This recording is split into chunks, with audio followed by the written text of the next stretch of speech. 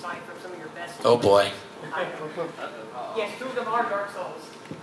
Oh. Am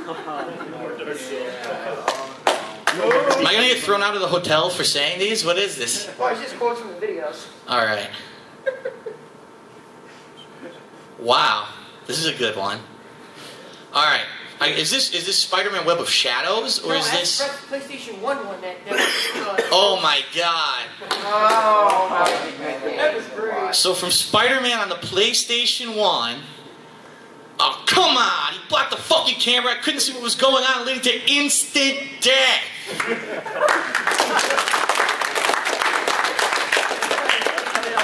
Instant death is bullshit. Instant death water. It was great. All right, so we got 2 Dark Souls. 2 Dark Souls on your first run. That was your first run. Oh, this is a good one. This is good. Okay. So I actually remember when I said this. So I was actually, I believe, responding to YouTube comments on my videos for my Portal 2 playthrough, which I thought, John and I played it together. We really enjoyed Portal 2. I don't know why the hell they haven't announced Portal 3 yet. But I was reading the comments. I want to see, gee, do people like it? You know, is this the kind of game that people like to see? Because I was curious. A puzzler, you know, it's probably one of the first puzzle games I ever played. And I said, oh, okay, so I'm playing Portal 2. I want to see if it's any good. And then I look at the YouTube comments. Dark Souls, play Dark Souls. Your mom's Dark Souls, your dad's Dark Souls. Fuck you, play Dark Souls.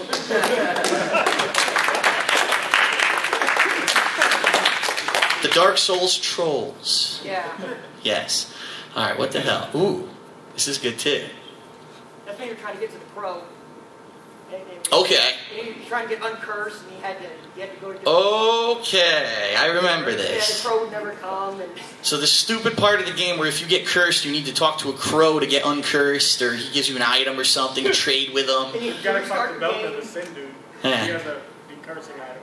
Alright, so I remember I was doing it, and it wasn't working, and I was probably raging that it wasn't working. I didn't understand how to do it. And keep in mind, this was before I live streamed, so it wasn't like people could immediately respond to me and say, no, this is how you do it, you're just doing it wrong. So of course, instead, I looked like a complete idiot and decided to rage about it.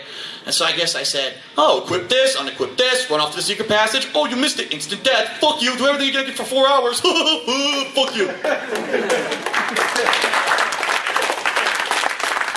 Alright, very nice. And I see the police are here to arrest me. So I'll see you all next year when I get on parole. All right, so. Dark Souls fans. Hey, the Dark Souls trolls Play at heard the me. station. All right. Anyone else? Yes, sir, in the back. Since you played Dark Souls, are you excited for number 2? Have you seen the trailers and things? I've seen a few things. It's kind of unavoidable, even though I actually do try to avoid trailers a lot of times because I feel that it would kind of spoil it. But I did see some clips of like boars just like completely destroying some guy, knocking down a pit or something. I saw the part where there's the chariot coming at the guy, and he's like, oh, I could just run away from this. And no, he didn't run away. He got flattened like a pancake. Apparently now there's a boss. It's called some mirror dude. He'll summon an invader to fight you while he fights you. So how you feel about Oh, that's good. That sounds like a genius game mechanic. Because first of all, I don't want to just die because of the game. I also want the game to screw me in the ass while I'm fighting the boss by summoning someone who probably has, scraping gear, destroy your gear and kill you instantly and steal your souls. From Software are a bunch of sick mothers. Let me tell you, I don't know what they're thinking with the stuff that they put into these games. But to answer your question, I am looking forward to Dark Souls 2. Because now, I do feel that because I have the interactivity with Twitch, that it makes it a different experience. Instead of me just like, I have no idea how to beat this game. I'm frustrated. If you remember when I bought Dark Souls, I couldn't get the strategy guide. It sold out because so many people bought the game and couldn't even get past the first guy. They ran back to the store and bought the damn thing. So, I think it's going to be a different experience, although I think it's going to be unique because no one's going to play the game yet. So it's not like people can say, oh, you beat them by doing this. No one will know. So it's probably have the potential of like crazy funny stuff happening just because no one's going to be able to be like holding my hand. And one thing I do want to say, I do understand that when I played Dark Souls the first time, that immediately people started giving me items. I want to say I didn't ask for that. You know what I mean? People just did it, and if they do it, they do it. I mean, it's not. I didn't say I want to have a crutch. I did want to have a crutch. I didn't say that I wanted to have a crutch, and so it just happened. With Dark Souls 2, it probably won't happen. So it's going to be a different experience, but I am looking forward to the game, and it's probably going to have thousands of 4chan and you know, Reddit people coming over to troll me during the streams. So I hope that you'll... Cougar Life is coming over. Cougar Life? Yeah, coming up. Brazzers.com as well? All right. Next question, anybody? Yes, sir. What is the most memorable playthrough for you personally? Most memorable playthrough for me personally? I mean, a lot of people have different opinions on what my best playthroughs have been. For me, it's a mix of, are people enjoying it as much as I am? And then also, does the game have some sentimental value to me? So, of course, I'm going to say a game like Heavy Rain that had such an immersive story, you cared about these characters, you wanted to see what the outcome was going to be, how you played the game changed it, but also the fact that there were such mundane things in the game like brushing your teeth and taking a shit. Like, what other game has that kind of stuff? And just to be making fun of it is pretty fun. So, a game like that obviously was a unique experience, but I would personally say games where I really felt that the playthrough would, like, meant something to me would be something like Final Fantasy VI. Because here was a game that no one asked me to play. I decided out of the blue that I was going to do it, because it's one of my favorite games of all time. And I'll be honest, the playthrough did not do very well with reviews. And you know what? I don't care. Because I wanted to experience this game, again, in the setting of me doing a playthrough of it, and to see the people really could get exposed to how good of that game that was. And I actually said I've made a gaming bucket list for YouTube and Twitch of games that I absolutely want to do playthroughs of before I retire from whatever I'm doing, if I ever do retire from what I'm doing. I know that sounds absolutely ridiculous. Retire from making gaming videos, like what the hell? Yeah, I have a pension plan and everything set up, sure.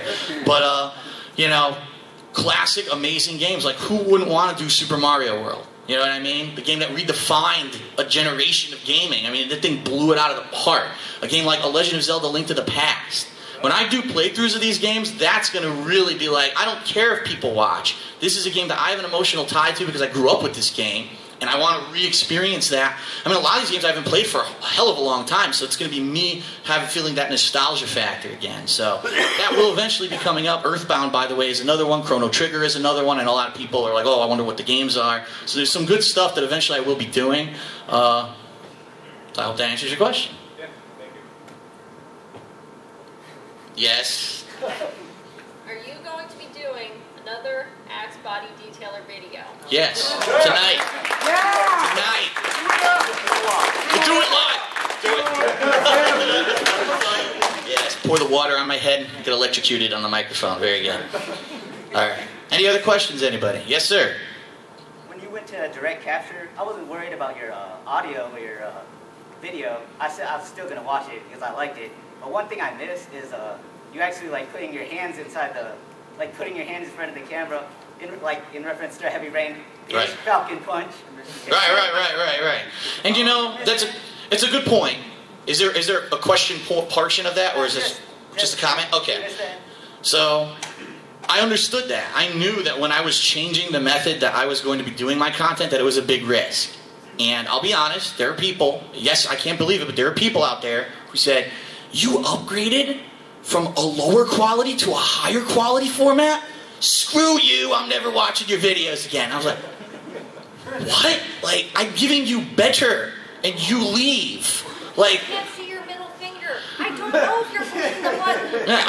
Would you? The thing is, I understand. Okay, my content up until literally 3.5 months ago was the same thing. You knew when you watched the DarksydePhil video exactly what it was going to look like, what it was going to sound like, because I pretty much stuck to the same equipment almost the entire time that I have been around. So I can understand that people would be upset or disappointed or whatever. And you are absolutely right. That is probably, out of the negatives that I would say going from direct capture, besides the fact that it costs a lot of money and it's a pain in the ass to consistently get the equipment to work the way you want it to, that is definitely probably the top of the list of one of the things. I can't, you know, do pantomimes in front of the camera with my hands, or what's going to happen when I'm doing one of these. And for example, if you remember the Alan Wake playthrough, where in the very beginning my power went out, and you're like, whoa, the power just like went out of nowhere. It's crazy. You know, what exactly, you know, you won't be able to see that stuff. All you're going to see, the video will go and cut out. So it stinks, and that does disappoint me a lot, that I will be losing that. But at the same time, I am very happy that many people have stuck in there. They've been adaptive to the changes. I know my voice sounds very different in the videos. I completely understand that. There really is no way to get that whole, you know, microphone from my camera to translate into a direct capture. I've tried. I've moved the mic further away from me. I've moved the mic to different places. I've tried different mics. They all sound that kind of it sounds like I'm in your face, you know what I mean? And if I start to rage, it's like, blah, blah, blah, blah, and it blows your speakers out. And I got so many complaints from people in headphones who say that they're now deaf and they're suing me very shortly because when I rage very loudly. So I do apologize for that, but it was a necessary evil. I always knew it had to happen. I just didn't know when it was going to happen. And now I'm kind of happy that I'm doing it because, like I said, the live streaming is a huge asset. Later this year, when it comes to the new consoles, people are going to say, oh, better graphics, you know, everything's better. We want to see that. We don't want to be seeing it through the eyes of a camera that necessarily isn't as good or showing off, you know, the full capabilities of the new systems. And so I completely understand that. So that's how I really feel about it. I apologize that, unfortunately, there's no way for me to kind of do that anymore.